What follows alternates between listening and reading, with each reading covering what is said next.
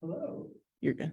Hey, good afternoon, everyone. Sorry about that little delay. We were getting unmuted. One quick question. Are we recording? Yes. Did not say. Okay. So- Welcome to Trail Talk. I'm so glad you guys could join me today. I'm super excited to introduce you to my special guest, Dave Young. Dave, fighter Dave, the kite maker, master kite maker. I don't know. It seems like there's a lot of names we could go with, but Dave Young is the official real name of this fella. And would you look at all these things on this table? I mean, you haven't even seen anything yet. We're going to be able to show you all sorts of kites, and my goodness, Dave, you just brought so many great things to show off today. Okay, so I'm gonna get a little background on you. Okay. When did you first fly a kite? I mean, like, was it a kid kind of thing just to happen? Oh, parents got you a kite. Let's go see if we can fly it, or Well, the earliest memory I have is we were kids, of course. I had two sisters, and we lived in Iowa, out in kind of the cornfields. And the local Iowa Electric Company every spring would offer paper kites. And they were, I find out later as an adult that they were a special type called a high flyer that was very, very popular. And so we'd go fly them, you know, and we'd rig them up, and we'd always lose them or they'd get ripped up or anything like that. But then I had a Gala bat kite, which is a Delta style. And it's the Delta is a triangulated. And I had like 4 or 5 different reels of string, and I was able to get on the roof of our house and flew it while it was like moonlight. So I was probably, I don't know, 10 or 11, maybe 12 at that time. And that was cool. wow, that, yes, for sure. And then fast forward to me having a child who was 3 years old, and we went to it's funny, we used to go to a big box toy store. Right, yeah, Toys R Us. right. Well, it wasn't Toys R Us to him, it was Toys for Us. That's what it was said. He goes, Smart "Hey, guy. can you go to Toys for Us?" Uh-huh. I was like, heck yeah. So we go, and I'd let him plan all the, little rides Uh-huh. they'd have. Yeah. Wear him out.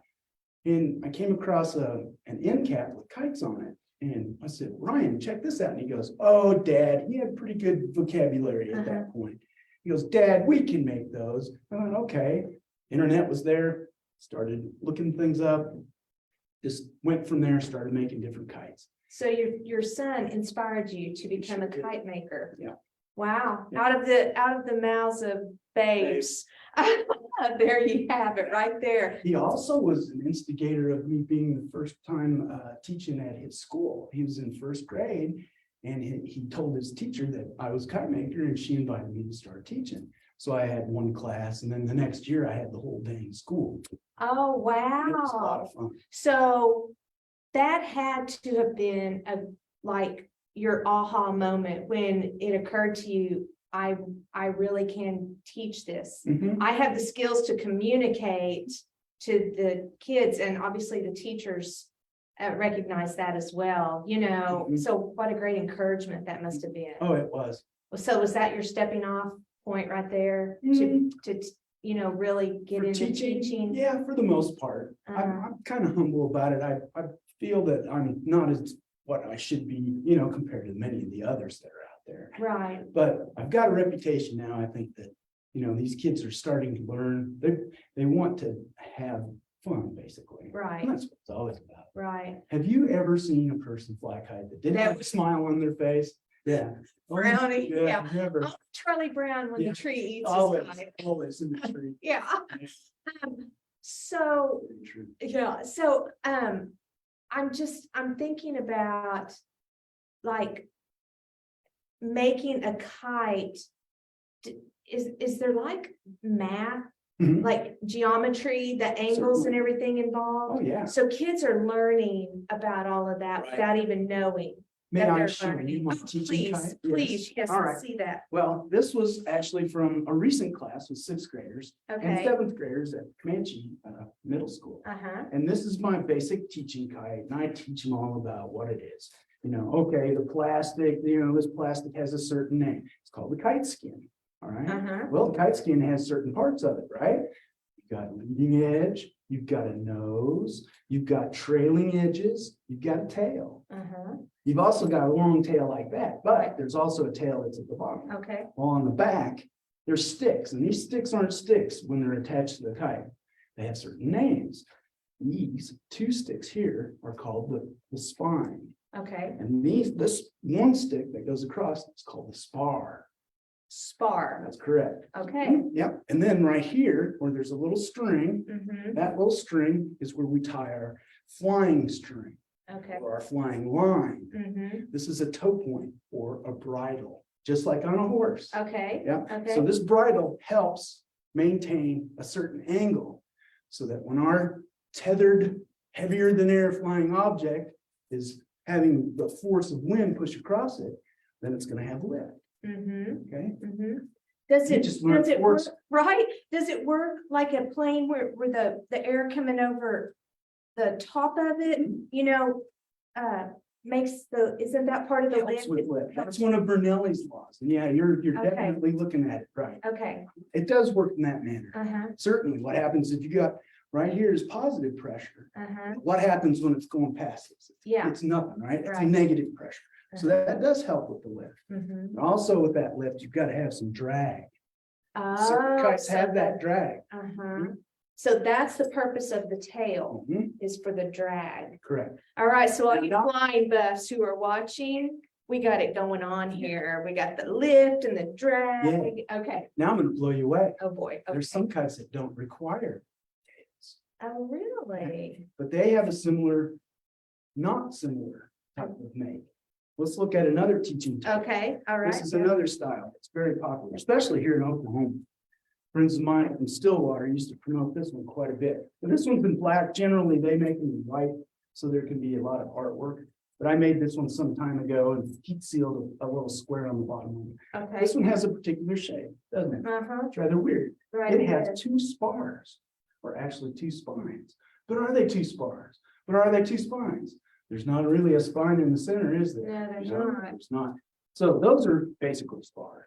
Okay. Now, we've got two wingtips here too. I didn't talk about the wingtips on that one. There's wingtips on this sail. Oh, That's okay. what these The guys ti- are. the ends of The the two. spar. Wingtip, nose, tail. Okay, okay. So there's wingtip, two noses, two tail. But this one has a different method of bridling. It has a 2-point bridle. I gotta get to the loop. Okay, and see how it comes together. Uh-huh, Look how it's starting to form kind of a cone. right. All right, now let me show you how it flies. This one flies in this manner. See how it has that? Oh, That's oh. called being polymorphic. Polymorphic. There's gonna be guys gonna be saying, you're so full of it. I love that. Yeah. That is very cute. So you said particularly in Oklahoma. I got up this morning thinking about, is that a wind issue? No, No, okay. my friends, Richard and Marty Dermer from Stillwater Uh-huh. were major kite promoters. And they promoted this, they call this a sled kite. This is the sled kite. Okay, More efficiently, it's called the hornbeam sled kite, but it's been modified. okay, Doesn't mean much, but it's still a sled kite. okay. So they were massive teachers within northern part of Oklahoma, going to Kansas, all over actually. Mhm. And anytime there was like an American Kite Flyers Association meeting or anything like that, which I'm a part of, it's a nationwide group. Yes, it is AKA, but that doesn't mean it has a different name. Yeah, that's right. That's good. I cracked myself up Yeah, on that you one. should have. Okay, all right, so Oh, the man. American Kite Association. Yeah. Well, what was I saying? You were talking about your They friends. promoted the kites and the association being a member, and all Right. that kind of stuff. And then they give these kites away for free. They have tables set up where kids can come up and make them and draw on them. And it Mhm. became and so a lot of the kites that you see Ah, being made by okay. a lot of the schools in the area Uh-huh. north of here are being made with and they're still being kept alive by their daughter. The sleds, Mhm. style, is that what you call it? Sled style? That would be Okay. correct, yeah. Okay, Yeah, it's a Very- soft, it's not really there's many different types of kites, if you want to really categorize them. uh-huh. There's the box kite. Well, I've Right, got one right here I right. want to show you. Ooh, yeah, There's the flat and bowed, what this one would be, when it flies, it bows backwards, basically, Okay. so it has a dihedral, if you will, Mhm, right? mhm. Flat and bow, soft kites, like this one that's made out of plastic, and this one that's made out of fabric. No sticks in it, but when they fly, there are cells that fill up with air, and they kind of look like those parachute things, Right, but they're not.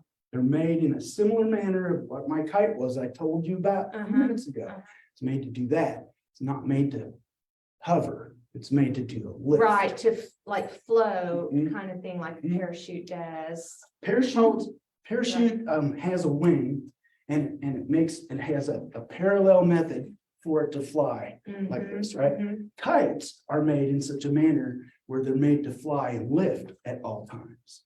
Ah, okay. And they cannot really operate with like a dead weight like a parachute does. Mhm, They have to fly with what is a solid tether, they call it, a mhm, solid ground tether, mhm. you know, in order to maintain that.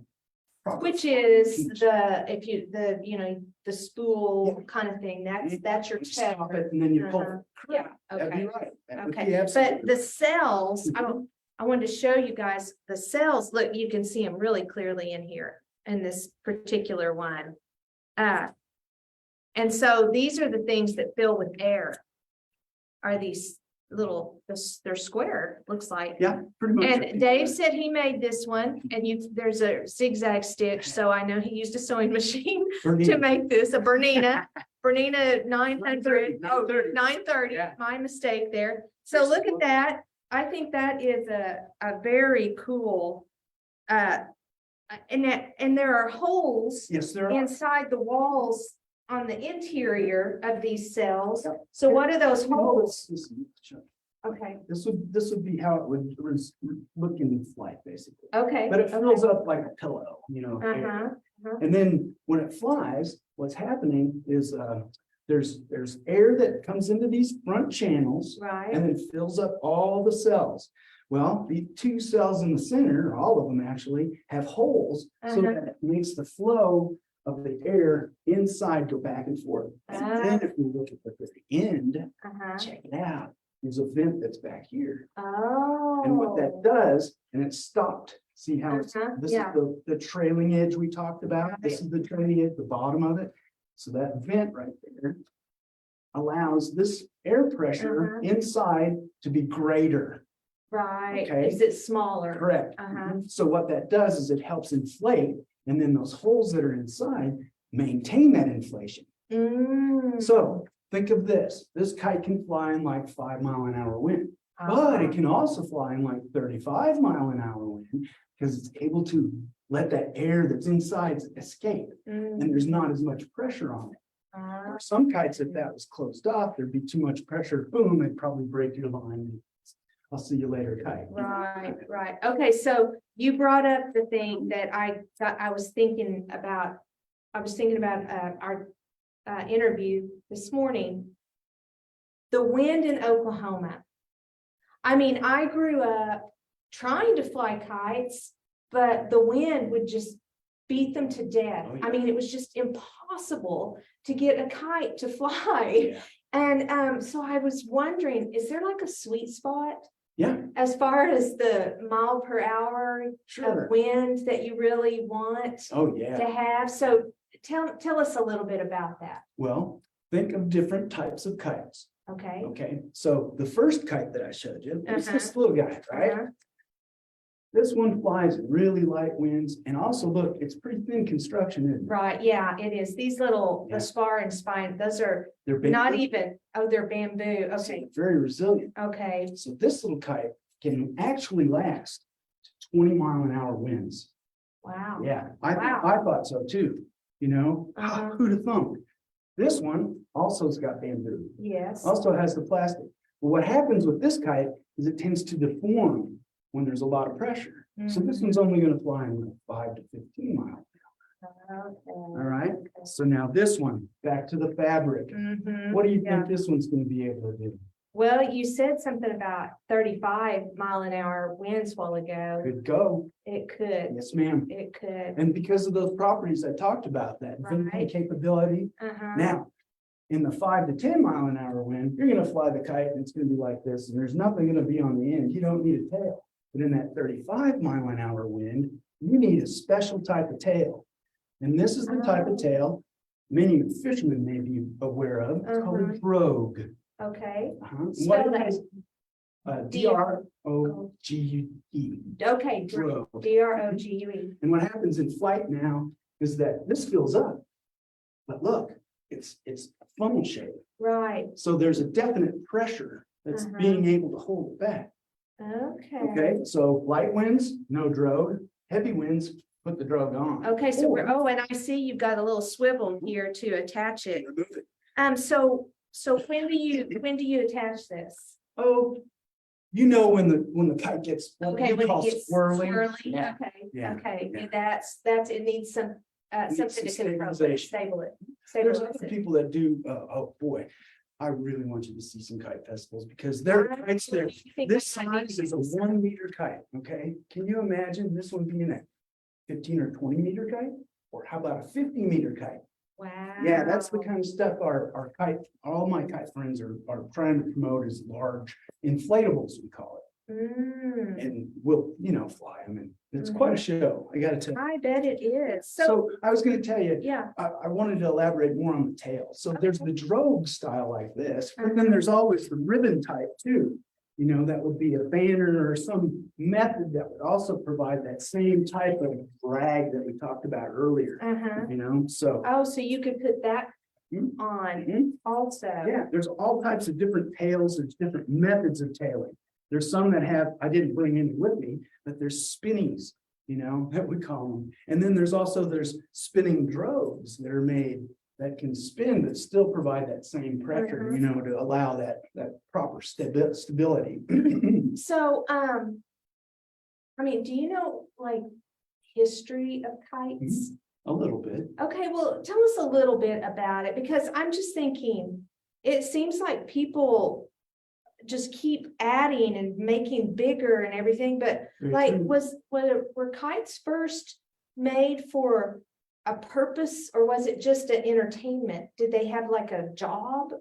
What was it? That was an excellent question.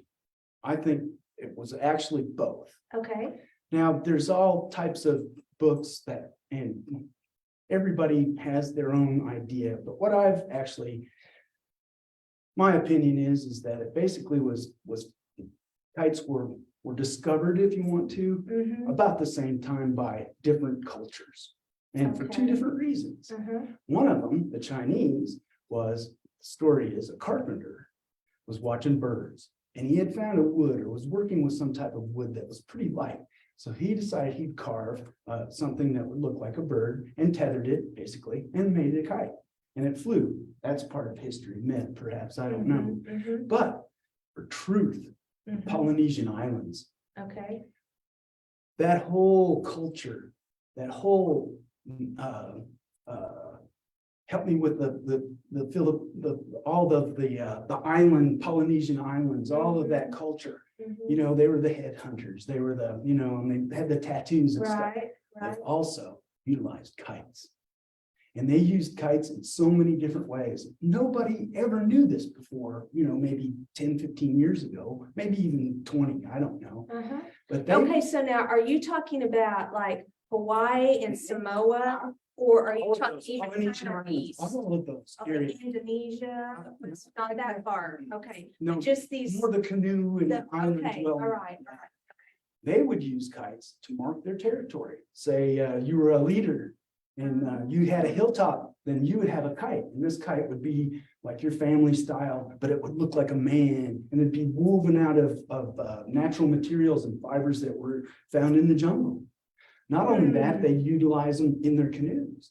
And they had a particular strong spider web wire kind of almost that a spider made. And they would use the flying kites, not on the wire, on the spider, Right. thread, but on regular, say, whatever Whatever they had they twisted. that, and made this beautiful big Wires. kite our size, people size kind of thing, make it look like a bird man, big long arms and stuff. Right, I really don't want to mess up the name, but it means man kite. And they would use those and hang a ball of that spider wire kind of, web into and catch gar with it. And so there's the utilitarian side of it.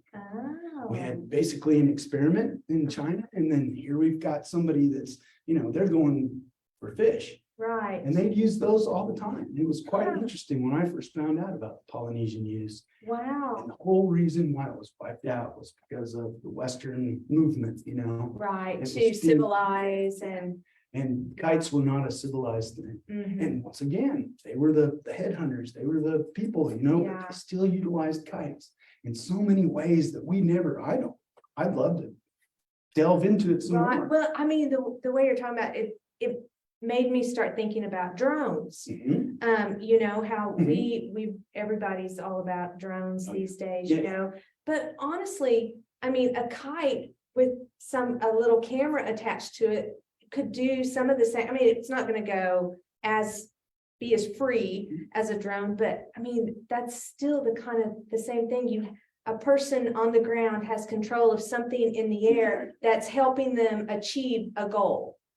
And so that's very interesting. We have Very a interesting. very, very active group within our American Kite Flyers Association, Kite Aerial Photography Group, and they call them the CAPS. Mhm. Well, I don't know if you understand this, but in, what was it, 1906, I think, San Francisco had a massive, massive earthquake Uh-huh, that nearly right. wiped everything out. Mhm. Well, there's some certain photographs, I don't know if you've ever seen them, but it looks like they're from really high up, maybe on a tower or something like that. Mhm. It was a kite.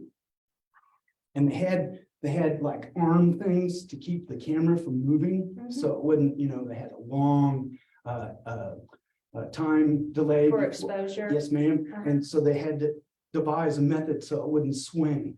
So it wouldn't be blurred. Correct. Uh-huh. Yeah, you look those up. Oh, my gosh, I'm And going I to. kid you not, I kid you not, you can see the little arms. If you get the right Uh-huh. photograph, you can see they look like little black kind of things. Right, But that's what just they are. stabilization arms to hold the kite, Hold the camera. the camera, hold the camera still. So it could take because, I mean, we talk about that whenever I am teaching sometimes. We have this unit that we're teaching right now, and I show some very old photographs, and I explain people didn't smile in Oh. pictures back then, not because they were all mad or sad, but because it's easier for your face to stay still Mhm. if you have just an unsmiling expression on your face, because if you move, it would blur because of how long the lens had to be open. Mhm. And so that is really Isn't that interesting, very interesting. I really don't know how they got the exposure.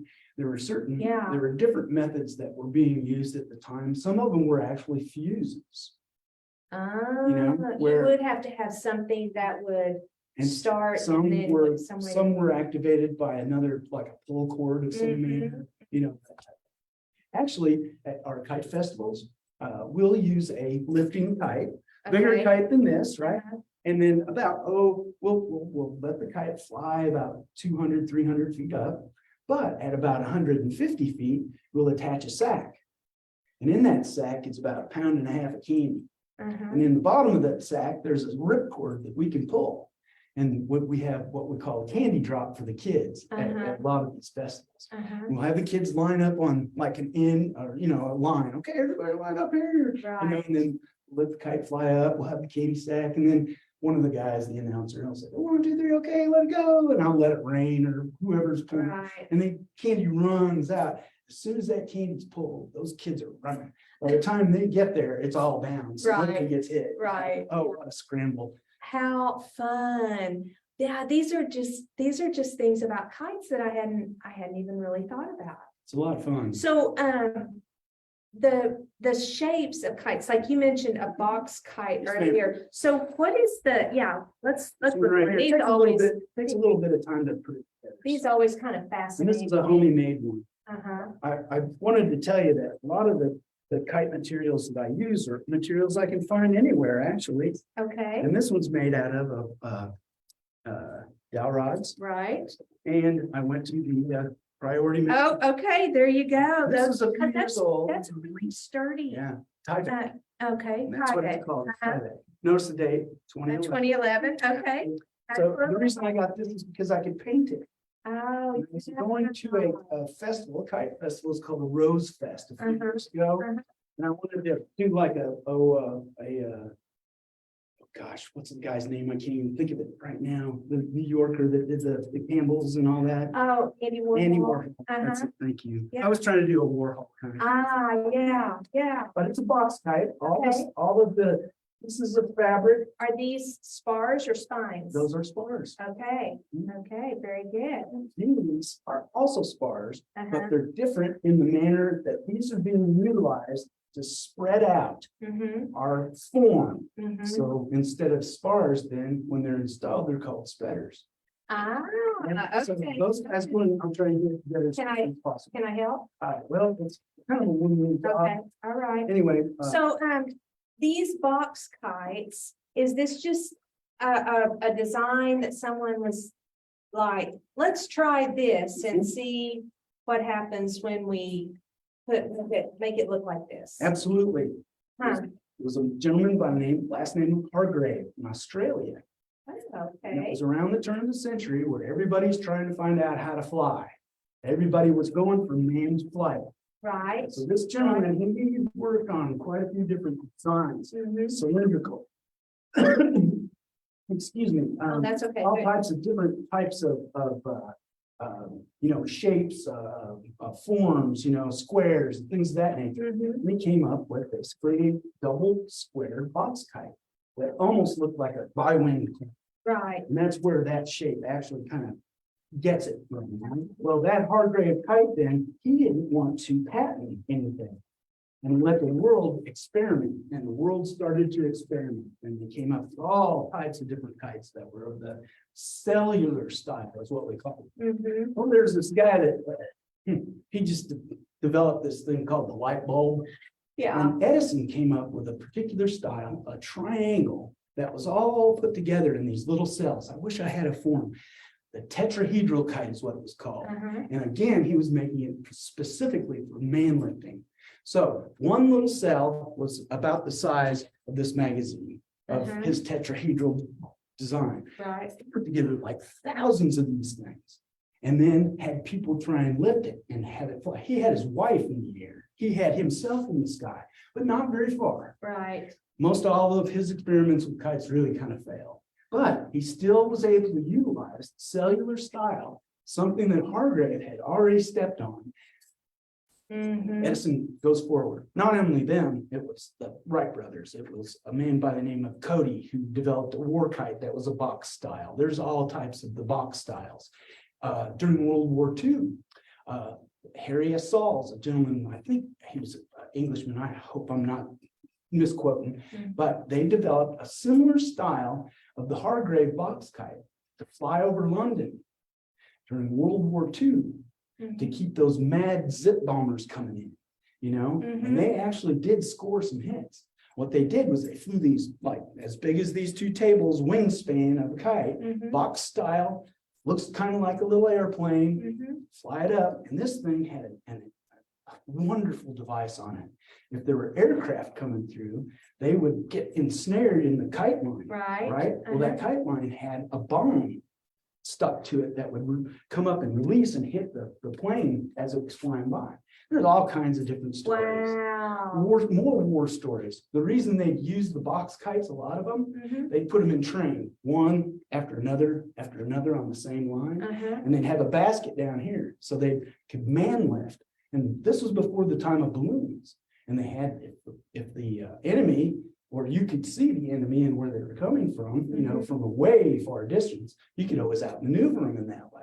So that was another reason why kites were used. Wow. Yeah.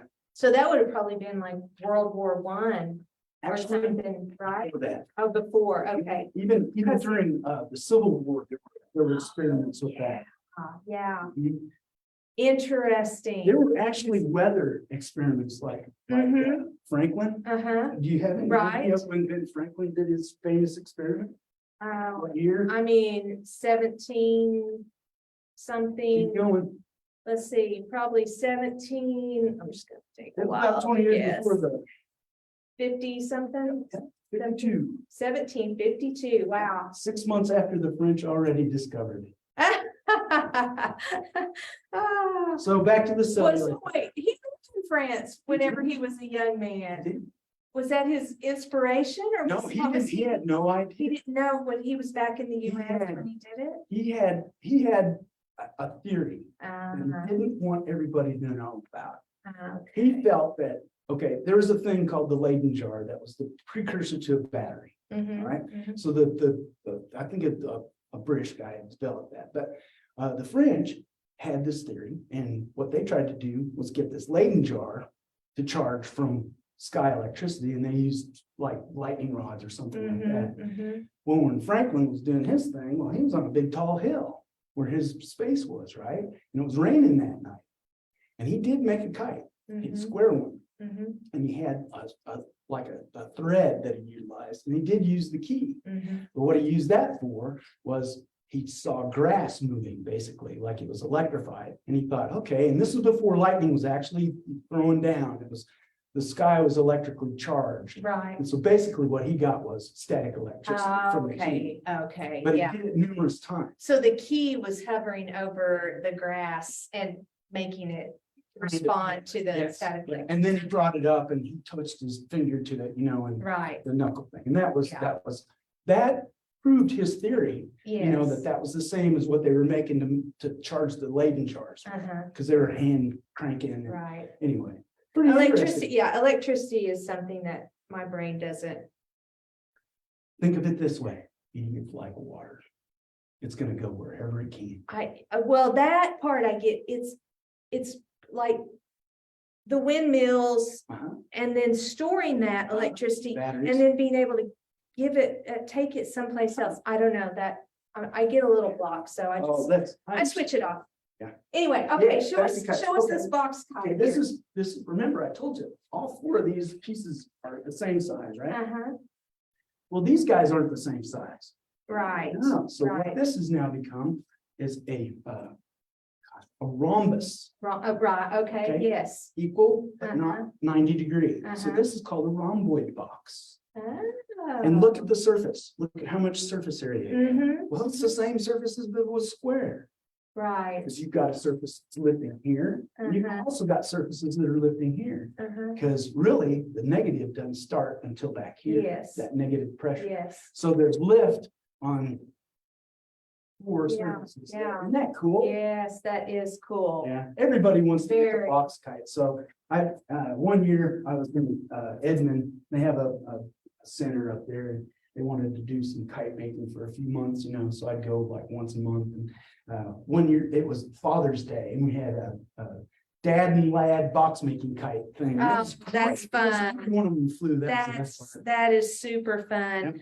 Okay, so, I mean, we have a ton of kites here. Sure enough. But let's look, Ask me anything. well, I was thinking about, well, first of all, are these like beginner kind of kites No, here? those are the little Porsches you don't want the beginners to play with.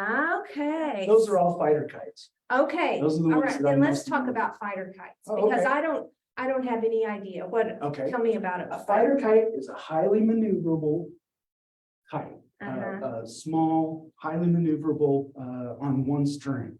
Okay, Okay, so let me just show you what these are made from. This one is a style a friend of mine developed. Actually, it was the first style that I used to win a national championship with. That's why I still make them, because I love the fly. It's called a D26 by Bruce Lambert. okay, Now, this shiny material we're looking at has a grid in it, right? right, Well, it's called Orcon. uh-huh, Orcon was developed by the NASA or Boeing company, I believe, Okay. and for NASA. And what they were going to do is laminate, and do all this kind of cellular stuff to put in spaceships and stuff like that. Right. That was happening. Anyway, they found out that if it got on fire, it was toxic. Oh. So all this okay. fabric got flooded out onto the market Mhm. and became real cheap, and my kite flying friends got a hold of it. And we started making it. Feel how light this is. Nothing. My to it. goodness, it almost Paper. floats, yeah. Yeah, It- look, it's it- like a leaf, right? It is, Uh-huh. wow. Yep. So with that said, this is a really good fabric to work with. It's easily painted. I use a design master style paint. It's not really easy to find anymore, but I come up with different types of designs that are easy to see when the kite's flying. Now, when it flies, what happens is the wind pressure pushes back here because we have a 3-point bridle. Remember our bridle we Right, talked about? yes. There's yes. one on this side, one on this side, it comes to this point, and I can kind of move that knot back and forth in case my kite is going this way, then I can move it the other way and it'll straighten up. Okay, How do you move the knot it from has the a special ground? knot in, oh, you bring it down and you make your adjustment, and then you put your kite back up and apply the test. Okay, I see. So it has a movable bridle. So it's like tuning a guitar, Absolutely. but instead of like playing it, you're trying to get this to do a certain thing, so you have a little warm up And period. that's exactly what we call it, is tuning our fire. Okay, okay. So you can tune it with this going Uh-huh. this way, or you can tune it with this going up or down. Uh-huh. Now, when you go up, what happens is this gets really over top and it gets really spinny. Mhm. If you go too much down, then it's really flat.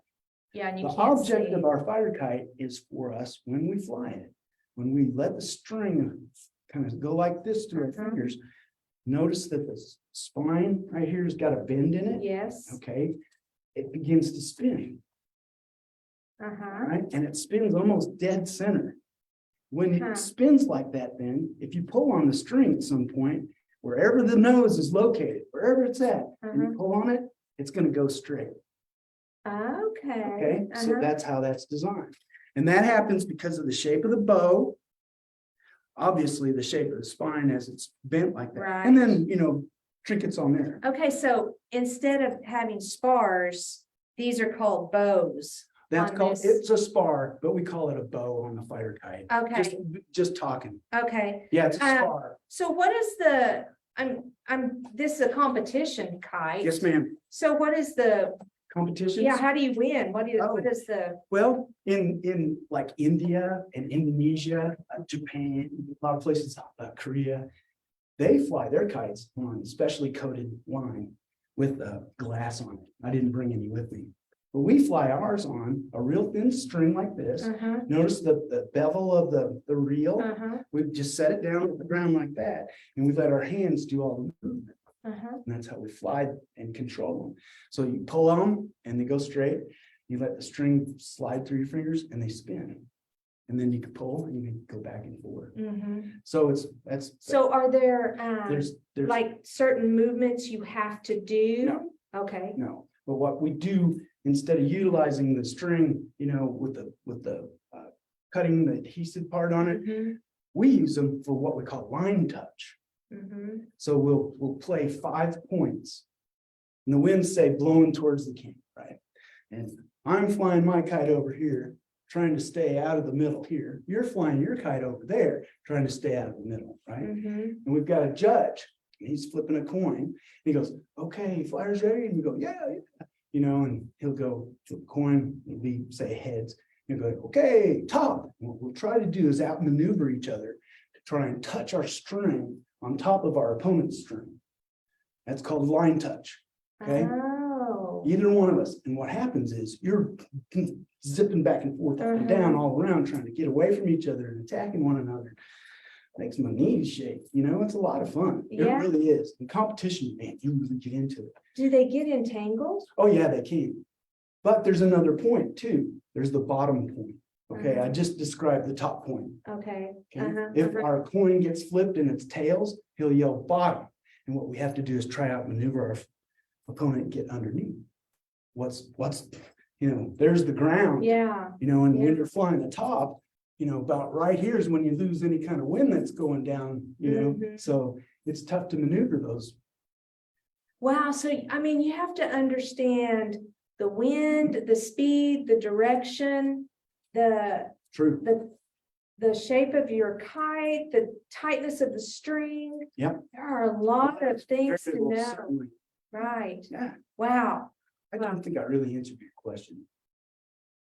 Not sure what, but I have Oh, a well, method. that's, Yeah, keep talking to me. okay. please. All right. So what were you about to show us? Well, How this thing I is gonna, have an indoor ability to show you how fighter kites fly. And I use this to show kids in school. So what I have is a special indoor kite.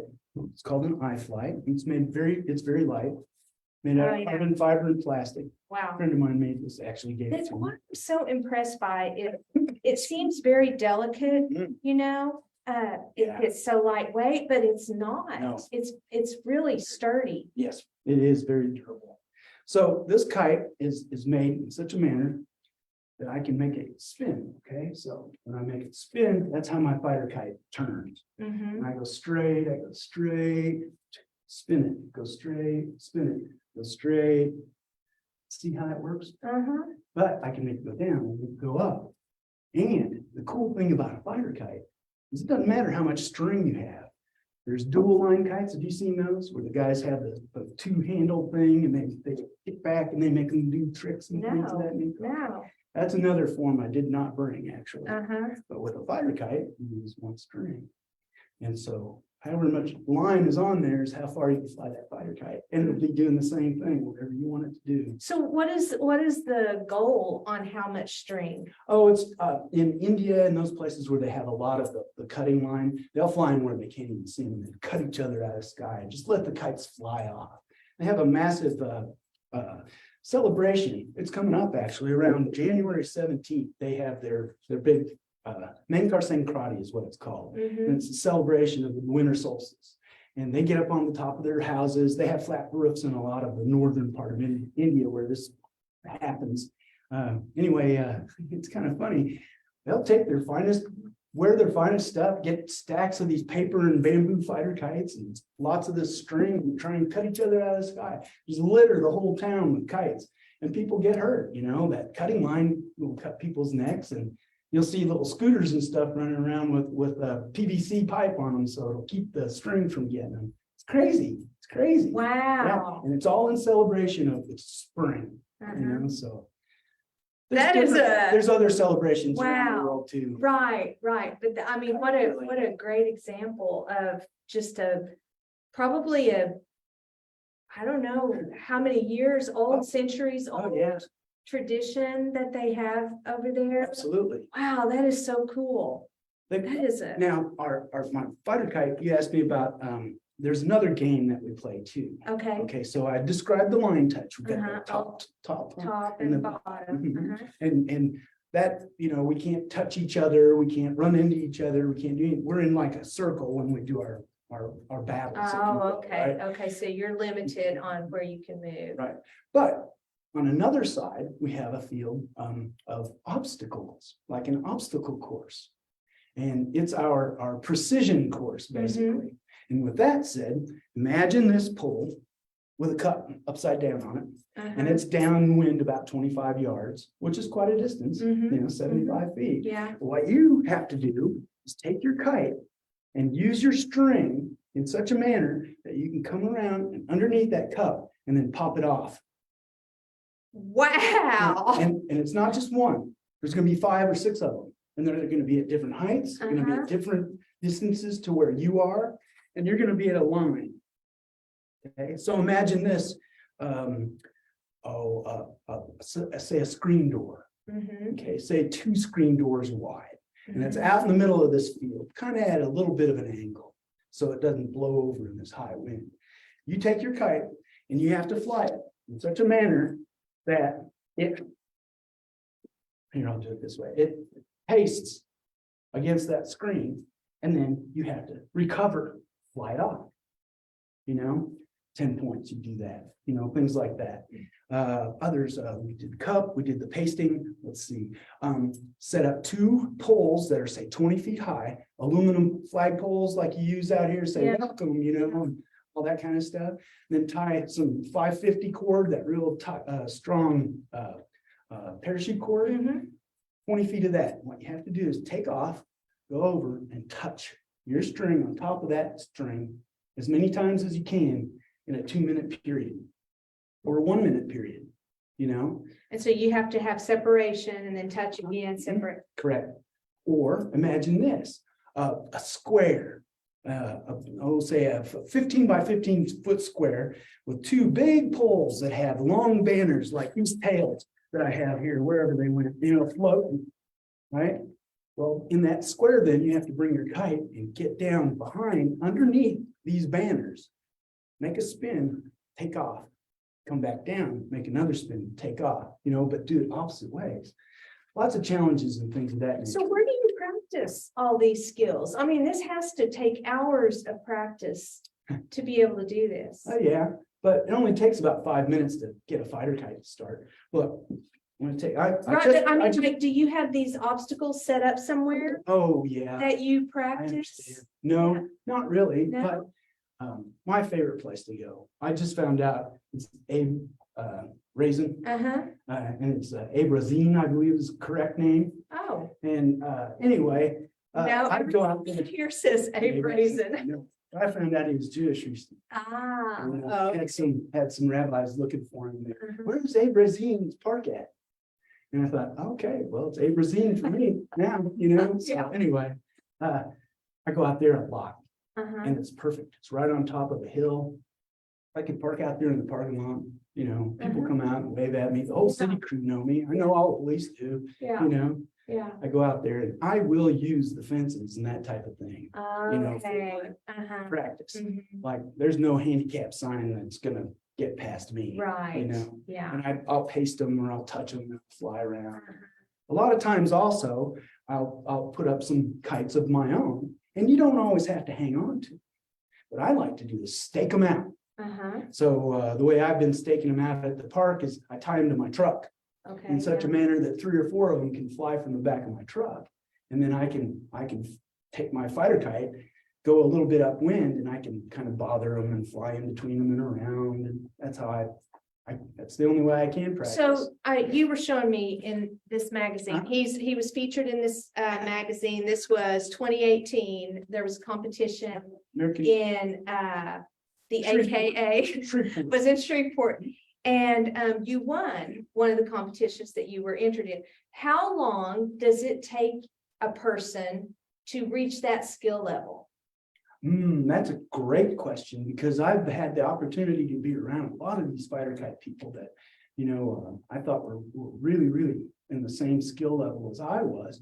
But I think it's more of a, Do you kind of have a knack for yeah, it or yeah, not? mhm. Okay. Kind of and kind of not. Yes, Mhm. but yes, a knack. But then there's always that drive to really want to learn it, Mhm. And once I've, experienced that, then it's like, wow, this is great.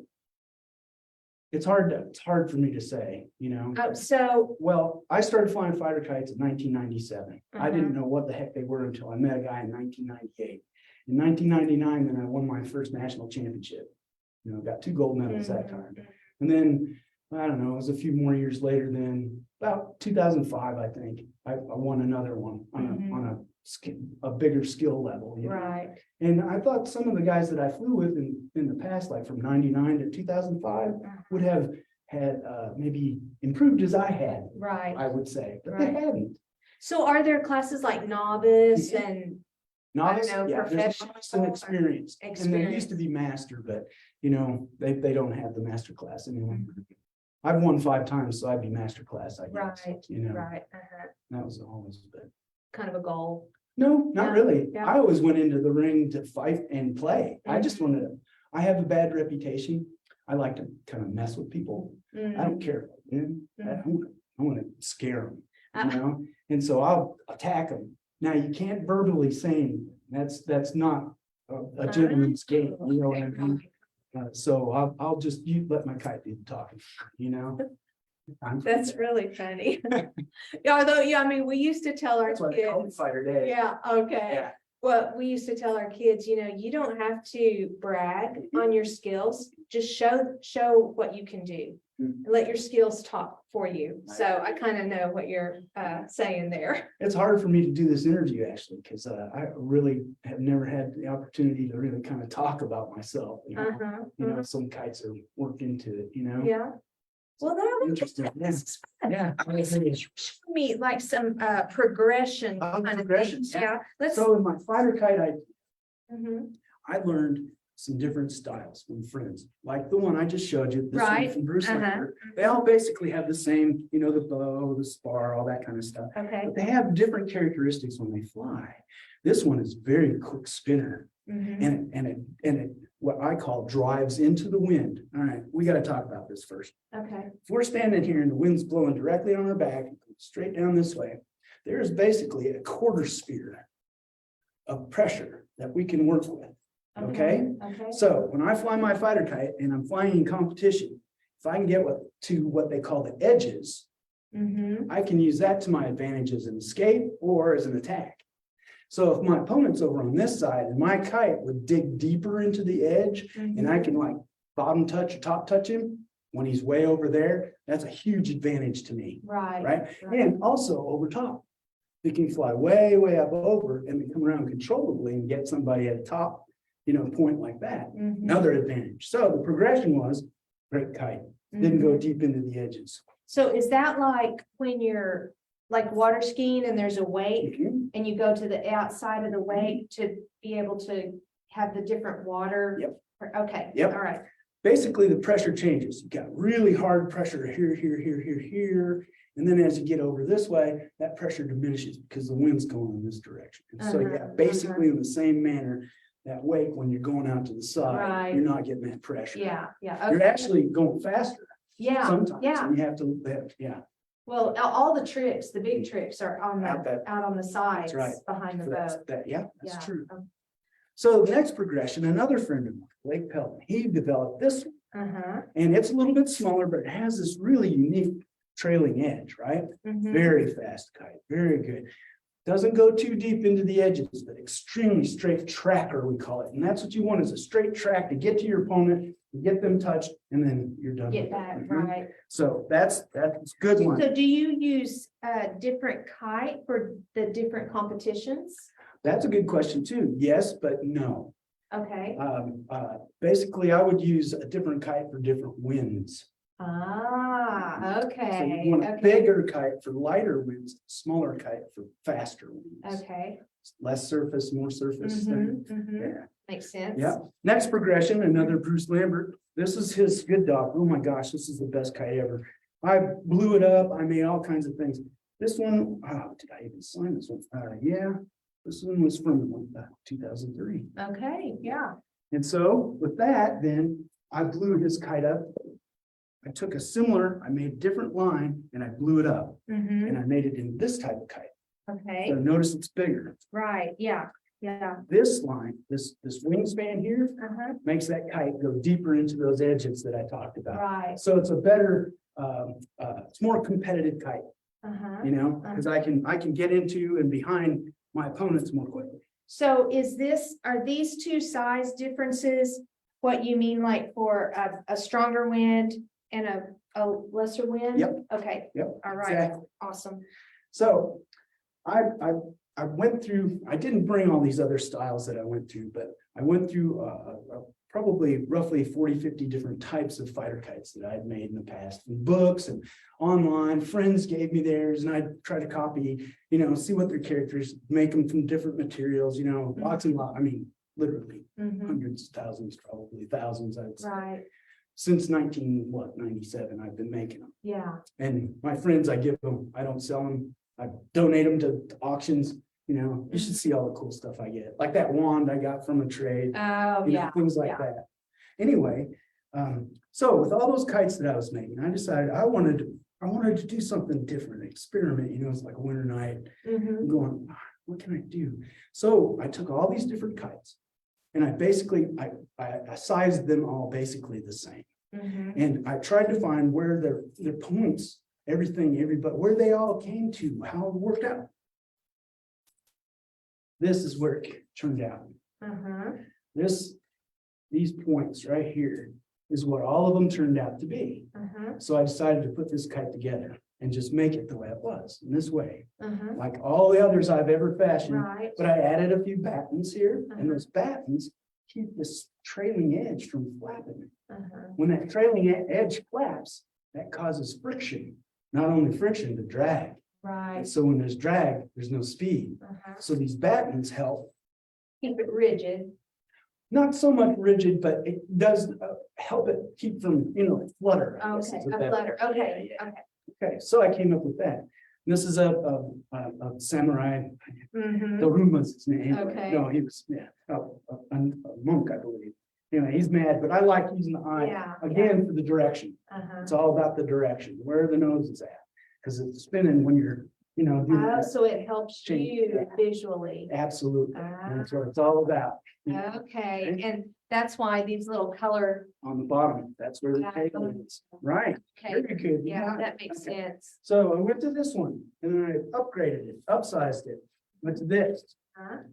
And this is an Orton also that we talked about. Right, But it's on a different, this would have been on the outside, maybe part of that sun shield they'd use or Mhm. something like that.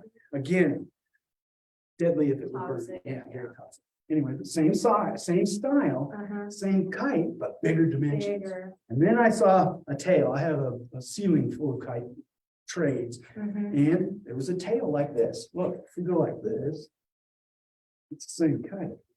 It's, Oh, yeah, yeah, looking at it. uh-huh, but it just has, turn that toward the camera so they can see how Yeah. the, where the gold Oh, yeah. part is. There. So, yeah, just cut that Yeah, part that out part there out. and create It's that. a little different, yeah, Uh-huh. but that's basically what happened. And so I made this now. This has a different tail.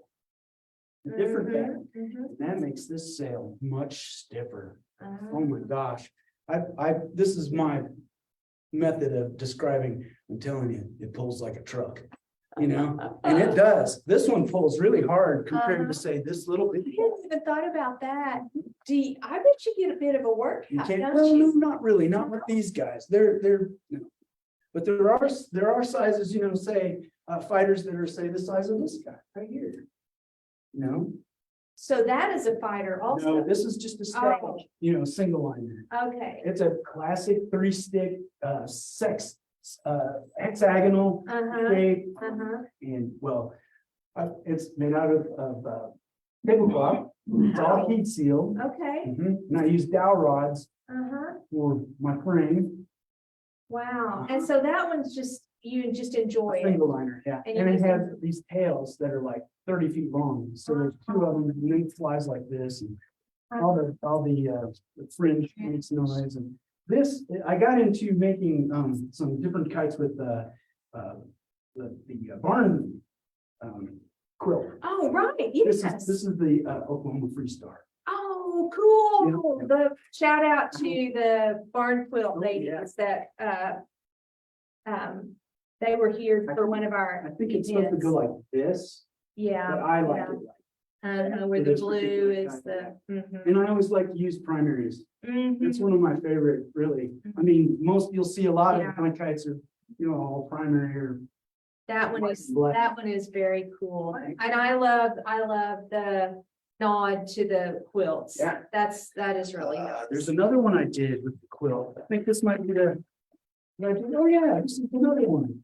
Oh, yeah. And I did the Oklahoma, Freestar. Okay, with the cells. yeah, with the cell. Okay. The soft kite. And so this That's the piece, center. it's like I'm calling it a keel, It's a okay? keel. Made me think of a fin or It a is. rudder. It's exactly. what it Okay, is. it's It's also another point to help maintain cell rigidity. and yeah, the string is all attached right there. Mm-hmm. Yeah. And so you can clearly see that then from the Isn't ground. that something? Yeah, that is cool. Yeah, that's one of my favorites is, these, so they're just some. Oh, let's see. Oh, yeah, The whale? yeah, and well, there's other things too, Okay. different fighters that we can Right. talk, but I want to talk about the way. Because of the kite we just talked about, Uh-huh, that I use as what we call an anchor or a lifter kite. okay, And what we do is you have a very strong cord, your kite line, say 200 pound maybe, okay, and attach your kite, get it in the wind, let it go up about 100 feet, 200 feet or so, way up there where it's really gonna kind of feel like it's pulling. mhm, Then you can attach another kite and a kite that's been specially modified to fly on the string with that other kite. And this is one of those kites. check this dude out, Yeah. y'all. Okay, this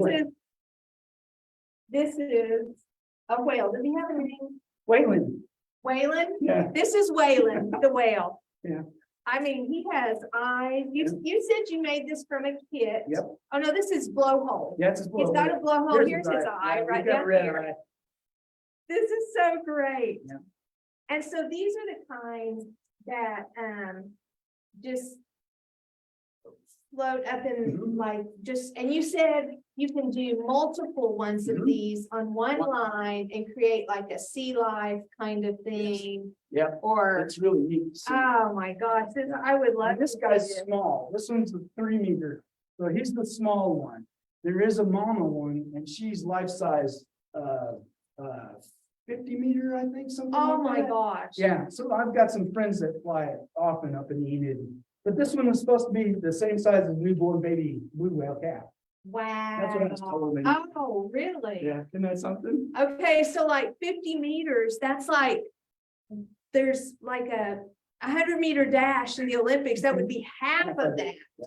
That would be so big. As a kite, as a kite. As a kite. Yeah. Wow, that's That's the best part. crazy. Yeah. That's crazy. That's And what then I love about it. these are just some other. Yeah, I really enjoy Japanese style kites. Uh-huh. And this one is a one that I did that's what I like to do is if I get a new kite, a kite I've never seen before, and I really want to see the originals. Marty Dermer again from Stillwater, she gave me a few Japanese kites from a female Japanese master. Oh, wow. Yeah, and I'm telling you, it's cool. This is the only style that she makes. And it's in the northern part of Japan where she makes them. And what they make them from are cypress. Well, I'm a woodworker, Mhm. so I found some straight grain cedar that I could basically make the same type of, now, these are spars again, Uh-huh. right, and our spine, but we've also got it like this, but you hit that, just sounds like a drum, right? Yeah. Okay, when this kite flies, it has really long tails on it.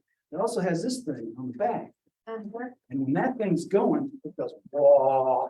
And so this whole kite resonates Uh-huh. that hummer that's on the top of it. Oh, my goodness. that cool? Yes. So Marty gave me 3 original kites and I made 3 of the faces. Uh-huh. But this one, I brought this one specifically to show you. I Made it from love that, but Tyvek. I mean, that thing. Yeah, I made it from Tyvek, and then this is actually dog ear cedar prints, Uh-huh. beautiful straight grain. Oh, yeah.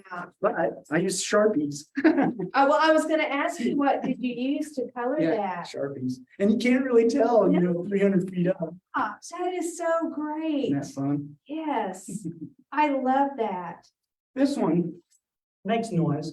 This one also makes noise. And this one is a morphed kite that I really was fascinated with. Mm-hmm. Without these 2 ear things on the side, this is what they call a Brazilian carapeta. Okay, It's a fighting style kite. And okay, this is a big one.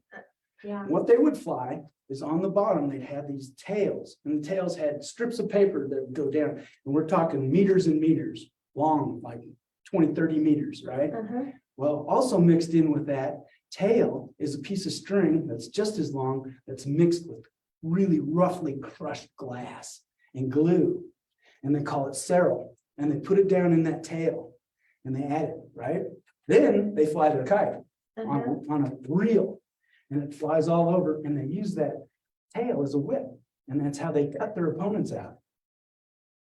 Another game, Wow, right? Another game. Mhm. Huh. Well, this one, love the shape, the Carapeta shape. Uh-huh. And this is another Japanese form. His name is Benki. He's a real, he died standing up. I know a few. that Oh, did. uh-huh. Anyway, kind of person. But what I added to this one is this. And it's a Hummer. So the only way I can do this is just kind of, if it's in the air, it's always, but if it's in here, I gotta go like. So if you can imagine that That's- noise going the whole time the kite's, Oh, my that's goodness. what those two. And then this one would be louder, Mhm. have that kind of Uh-huh. thumping noise to it. So can you imagine these two flying next to each other No. or a whole flock of them? Wow, wow. That is so fun. It is. And so these festivals, these gatherings happen regularly? I Yes. mean, there's like a calendar Yep. of events or something? American Kite Flyers Association has American- a calendar. Okay. Um, Do they have like a Facebook page yes, or? sure do. Okay, Yeah. awesome. And then the Tulsa Wind Riders also have a Facebook page. Okay. And there's a lot of information there you can find. Uh-huh. Uh, Well, we're gonna put that information in the comments on this. Please. Yeah, and be sure that they, share this, Oh, yeah. interview, because I love it to be Oh, able to promote this. Yeah. And, Yes. you mentioned earlier, it sounds like it's like a lot of things that people I've talked to that are involved with. I mean, you said it's a hobby, but this is kind of an It- art form. It is. To me. Being able to get and hold the interest of young people to where they would want to become a part of an organization, and really become involved in it like you have. Mhm. You've been involved for 30 years. Plus, yeah. Yeah, and so, I guess 25 years. So, Yeah. I don't know, it's always a little bit, it kind of pulls at me a little bit Oh, yeah. because I hate to see things like this fade away, Yeah. because there's so much to know and just, it seems like it would be really appealing. And an outdoor activity for kids, That's a priority. I love it. And the Chisholm Trail Arts Council, they always, they Great people get work. you into schools to where you can introduce all of this to students. I'm so grateful And for it. right, we love that. That is so much. And you also do Arts Explosion. I I have. have in the past, Yeah, worked they- at Arts Explosion. Actually, I told them I really prefer going to the schools. Ah. I'm able to, actually, you can touch more kids there. I hate to True. be- Well, it's a limited Yeah, enrollment for yeah. Arts Well, Explosion and you can, Teresa and I always, help out, Mhm. sponsor a couple, uh-huh, that's always been, yeah. yeah. Wow. Well, this has been so much fun. My mind is just of all of the cool kite things I know now. Touch with you sometime. I'm gonna have Yeah, to, I'm gonna have to take You you up got on that. family in or, okay, Mother's Day weekend in Tulsa, Oklahoma, Uh-huh. always been a kite festival. Oh, really? Yeah. We're coming up on our 30th year. Oh, my Yeah, goodness. in Edmond, Mhm. there's Liberty Fest. Uh-huh. That happens that week of July 4th. They have a whole citywide thing. That's a big festival. Generally, the kite festival happens the weekend before the 4th, but Okay. that doesn't, you have to look that up. Mhm. Enid has a wonderful festival up there. Yeah, I tell you, there's several in the state of Oklahoma that people are unaware of, Wow. and they're a lot of fun. Generally, they're 3-day events. Uh-huh. So you can come like on a Friday or a Saturday or even on a Sunday. Right. Mother's Day on Sunday in Tulsa is one of my favorite days because all the mothers, all the picnickers, all the family members come out, they fly kites. I mean, they look forward to it. Wow. Yeah. This just sounds so Yeah. great. It's just- Fun. It's a family event for sure. Man, well, Dave, thank you. I really feel like Thank you've you. just given me so much information as viewers. I hope you have learned a lot and maybe you feel like going, maybe not today flying a kite, but going out and flying a kite sometime soon. So thanks again for being on Trail Talk. Thank When, you. yeah, and when we sign off, we always say happy trails Happy together. trails. Okay, yeah, you ready? Yeah. All right, we'll see you guys next time. Happy Happy trails. trails. Oh, he's a singer too.